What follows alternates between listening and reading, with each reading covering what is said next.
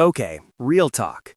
You wake up with big plans. You're gonna study, hit the gym, maybe finally respond to those texts. But by 3 p.m., you've done nothing except scroll for 4 hours straight. And now you're lying in bed calling yourself lazy. But here's the thing, you're not lazy. Your brain is literally overstimulated. And once you understand what's actually happening up there, everything starts to make sense. So let me ask you something. When was the last time you were just bored? Like actually bored? No phone, no music, no nothing. Can't remember? Yeah, me neither. Because we've trained our brains to expect a hit of dopamine every 10 seconds. TikTok, Instagram, YouTube Shorts, Snapchat, Discord notifications. Our brains are getting dopamine injections all day long. And dopamine is literally the motivation chemical. So when it's time to do something that doesn't give us that instant reward, like studying for a test or working on a project, our brain just goes, nah, I'm good. It's not that you don't want to be productive. It's that your brain has been rewired to crave easy dopamine. And compared to Instagram reels, homework feels like torture. Here's what's really going on. Every time you get a like, a text, or even just scroll to a new video, your brain releases a little dopamine. It feels good, so you do it again and again. But here's the scary part. The more you do it, the more you need. It's like your brain develops a tolerance. So now, normal stuff that used to feel rewarding, like finishing an assignment or having a real conversation, feels boring, flat, dead. And that's when you start thinking something's wrong with you. You think you're broken, lazy, undisciplined. But you're not. Your dopamine system is just fried. And the worst part? Most of us have no idea this is even happening. And I get it, because I've been there. Last semester, I had a huge essay due. I sat at my desk for 3 hours, opened the document, stared at it, then picked up my phone for just a second. 2 hours later, I'd watched 47 TikToks and learned absolutely nothing. I felt like garbage. I was so mad at myself. Like, why can't I just focus? Why is everyone else able to get their life together except me? But then I learned about dopamine overload, and suddenly it clicked. It wasn't a me problem, it was a brain chemistry problem. And brain chemistry, that can be fixed. All right. Quick science lesson. Don't worry, I'll keep it simple. Your brain has a baseline level of dopamine. That's your normal, everyday motivation. But when you flood it with easy dopamine, like from social media, that baseline drops. So now everything feels harder. It's like if you ate cake for breakfast, lunch, and dinner. Regular food would taste boring, right? Same thing with your brain.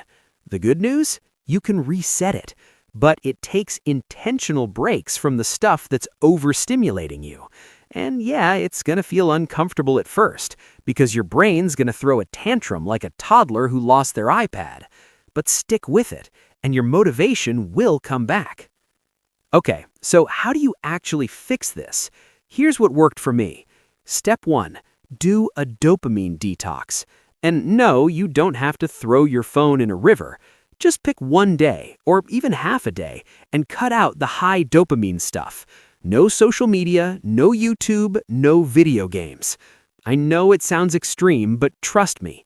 Spend that time doing low stimulation activities. Go for a walk, journal, sit outside, and literally do nothing. Let yourself be bored. Your brain needs to remember what that feels like. Step 2, create friction. Make it harder to reach for your phone. Log out of your apps, turn off notifications, put your phone in another room when you're working. The goal is to break the automatic habit. Because right now, reaching for your phone is like breathing. You don't even think about it. We need to make you think about it. Step 3, replace the habit. This is key. You can't just remove something without replacing it. So when you feel that urge to scroll, do something else. Drink water. Do 10 push-ups. Doodle. Anything that's not a screen. Now, I'm not going to lie to you. The first few days are rough. You're going to feel anxious, restless, like you're missing out on everything. That's withdrawal. And yeah, I'm calling it that because that's literally what it is. But here's what happens after a few days. Things that used to feel boring start to feel interesting again. You'll actually want to read or study or have a conversation without checking your phone every 30 seconds. Your brain starts to recalibrate, and that natural motivation, it comes back. I'm not saying you'll wake up and suddenly be a productivity machine, but you'll stop feeling like you're fighting against yourself every single day.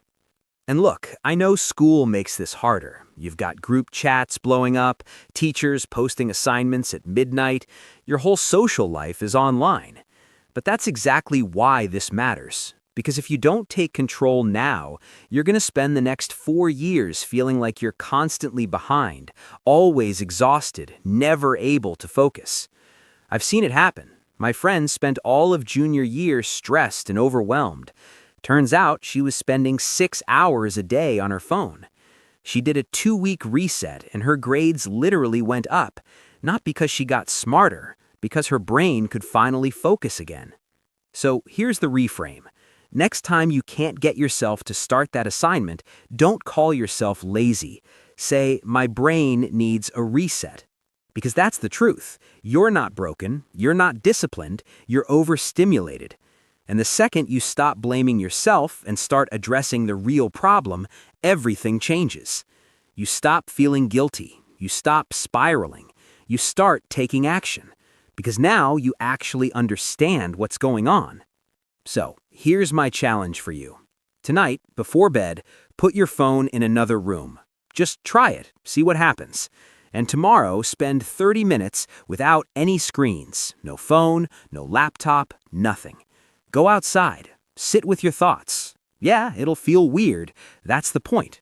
Your brain is going to beg you to check your phone. Don't. Sit with the discomfort. Because on the other side of that discomfort is the version of you that can actually focus.